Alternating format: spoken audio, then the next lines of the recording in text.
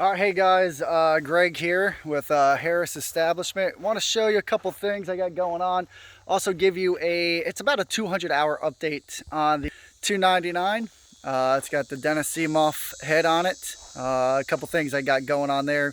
And then if you hang tight, I'll show you a couple things we got going on around the farm. So real quick though, I did upgrade the truck. We were running on a 3500 Chevy 2015, and that truck did awesome. It still does awesome. It's going to become a backup truck.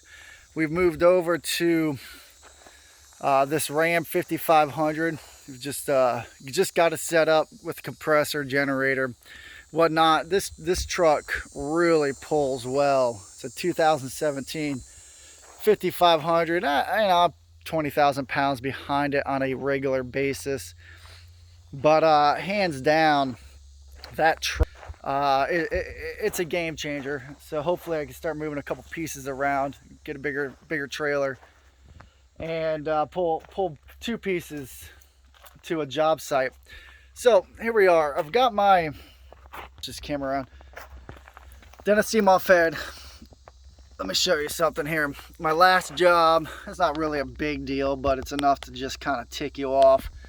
I'm wrapping up a mulching job, and the guy asked me, "Hey man, can you just go run over there and mulch up one more pile for me?" I said, "Yeah, whatever. That's not a problem, man. I don't mind helping people out."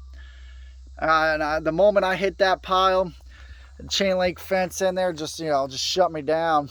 I thought I broke a tooth holder. How hard it hit. And I went over to the guy and I said, "Man, look, I know there was a fence in there." He goes, "Yeah, I knew that. I probably should have told you." It's just part of the game. It just happens. You really can't lose your cool over it. Just move on, get paid and get home and get working on it. So I've already gone through a set of teeth. I got about 130 hours on my first set of teeth. I am on my second set here, and I've probably got 70 hours on them. And these are the type 3 teeth from Dennis Seamoff. They're the teeth that came with the head, and they do well. I mean, I keep them sharpened every 6 to 8 hours. I spend the time and I sharpen them. The machine just runs so much better. The quality is a lot better. But I am trying out some new teeth on this thing, and you may be able to tell just by looking at the tooth where I'm getting them from, but for the sake of the companies, it don't really matter. But so here's a type 2 tooth. So the metal's a little bit weaker. To be honest, I believe this is type 2, maybe a type 3, but let me go over here and show you. The type 2 tooth, I put these on just 8 hours ago, and immediately it chipped. In fact, not just this one. So my other kind did not chip. These two are about half the price of the teeth that came with the head. So like I said, I'm just trying some teeth out and just seeing if there's some cheaper options here. So you see this tooth chipped here, this tooth chipped here. It looks like though me sharpening them got out most of the chips. These teeth seem to be doing a lot better at half the price. My goal is to see, will I get 120 hours out of these teeth? Will they hold up well? Will they hold up in between sharpenings? Can I get 6-8 hours between sharpenings or whatnot? Just do a cost analysis. Maybe I'll do an update once I get more data. But those teeth, the red ones seem to be doing well as of right now, and we'll see what's going on. The machine itself really has done great. I'm switching my couplers. So the machine came with the screw-on couplers, which is these kind. I switched them to flat face. It's ultimately a bad idea on my end. I had another mulching machine that used flat face, and I wanted it to be a universal fit so I could swap attachments around. And I probably should have just went with the screw-on couplers. These leak. The flat face, I mean, over time, they just start leaking. There's so much pressure, these lines hanging on these machines. it's just a lot of pressure on these lines, and eventually the coupler, the seals just wear out, and you start getting these leaks. And I hate leaks. I want my machine to run dry. So I'm going to switch over to the screw-in coupler, and let me see if,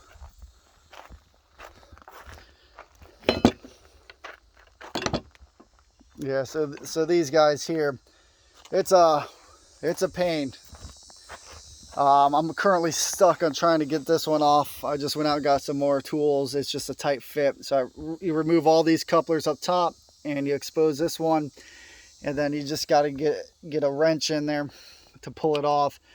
I've also had to use a breaker bar to break them loose. So outside of that, the machine for Central Florida, it really runs cool. I push 100, 175 degrees on the hydraulics. When I hit 180, that tells me I need to get out and clean my cooler up top. So it definitely needs a bath. I'm gonna put the 1-inch hose on it today. So let me walk you out. I want to give you an idea of what this machine has done around my place. My family, we just bought 10 acres. We got another 10 acres we're sitting on right now. We're trying to buy. We're trying to get this 20 acres out here set up to do some things. And so some of the things we've been wanting to do is do a little bit of farming, and I don't want to say off the grid, but a little bit more self-sufficient, not Walmart sufficient, if you know what I mean. And so we're just getting things in line to build a house out here. But what we've been working on is these fields. They've been full of palm trees, and I've left a few of them. Some of these farm ditches, I'll probably end up taking them down, leaving just the hardwoods. So hopefully we'll put out something like blueberries or something in these fields. But I've probably mulched up 100, 150 palm trees in a 10 to 12 hour span with that $2.99. It really makes quick work out of it. Now, my goal out here, if you're looking at my mulch job and you're criticizing it and judging it, that's fine. I really don't care. But my goal is to turn the palm tree pulp into the topsoil to get some more organic matter. We've got a very low organic matter. This is just, it's just all sand here. So we've got to get organic matter into the soil. So the county extension said to use the palm pulp or the palm mulch and mix it in. And they said, it's something that they're starting to try to do more in this area. We're kind of the first to really commit to using palm tree mulch, which we're making ourselves, in a blueberry field just to get the base started and the nutrient level started. I'm just gonna walk you over. So we've done about 4 acres. I attempted, if you care to know, I've got more piles over here that I'll end up mulching. I was gonna burn them, but I pulled them out green, and it's just gonna take a long time for them to dry out. So let me show you something over here too. If you're burning, I don't know where your water table is, but one problem I had is I didn't have access to water out here. So I knew my water table was about 24 inches down. I just took my excavator and I just dug a deep hole. This hole is probably 10 feet deep. I keep my kids away from it. But I put my trash pump on it and I set the fire, and when I need to douse it, that's where I get my water from. We attempted peanuts this year, literally Took peanuts out of a bag, kept them in the shell, put them in the ground, walked away. 3 months later, pulled them up, and we had peanuts. It was kind of an experimental crop just to see how well it would do with minimal maintenance. The deer like to eat them. See, this is where we did our peanuts, but it didn't seem to have a negative effect on the plant. They'd eat some of the leaves off and then just move on, but the plant survived. The peanuts did well. We probably could have left them in the ground for another, I don't know, 3-4 weeks.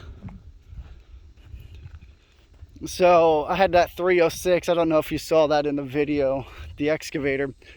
I spent about a week and dug this pond out, just kind of give us a start to have water on the property for if we ever do any type of gardening or whatnot. And this is, I hope, my guess, about 14 feet in the center. I'll eventually expand this pond to about where these dirt hills are, but I pulled the dirt out. That's clean dirt. That'll be for the house pad. That's got just topsoil, organic matter in it. We'll use this to raise the yard. All my farm ditches are going to tie in right over there and eventually dump into this pond. I may end up putting a well on it one day, but that is something. So that 306, it's technically right outside the mini excavator realm, and I guess they call them midi excavators. I'm sure if I'm wrong, you'll correct me, but it had a 2-foot bucket on it for most of the dig, and I eventually switched to a 3-foot bucket, and that really sped things up. But I did good. You got to make sure you keep that head greased though, and keep all the sand out. So this is kind of where we're at. My goal here is continue knocking down some of these palm trees. I like the little farm ditches and the oak trees, so we'll highlight them, put some bridges over them, and keep you updated. I'll update you once I get these couplers swapped out and get some more data on the teeth. Oh, you can see my big fish. I got a big pacu in there. He's, I don't know, 15 pounds. And dude, he's like a watch fish. He's come at me a couple times when I'm on the shore. It's pretty scary. Either way, hit that subscribe button. We'll keep you updated with what's going on. Feel free to share the video. Leave any comments if you've got any experience with couplers, flat face, screw-ons or any other kinds, and experience with those mulching teeth. I will not go to carbide simply because the extra horsepower needed to power them, it's just not needed in my area. So I am finding what is the most economical approach to the mulcher tooth on that Dennis moth. All right guys, man, hope you all have a great day. Thanks for watching. We'll be in touch soon.